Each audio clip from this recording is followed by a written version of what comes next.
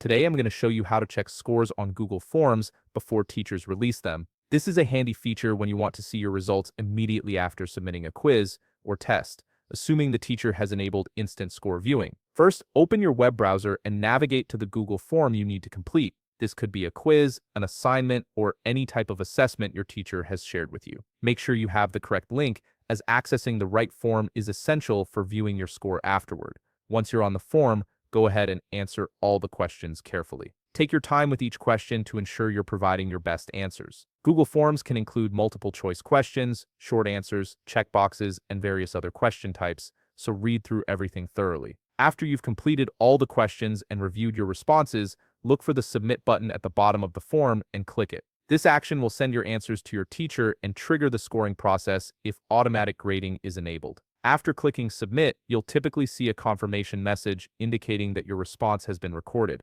Now here's where the magic happens. Look for an option that says View Score. This button should appear on the screen right after you submit your form. Click on it to proceed to your results page. Keep in mind that this option will only be visible if your teacher has configured the form to show scores immediately. If you don't see this option, it means your teacher has chosen to release scores manually at a later time.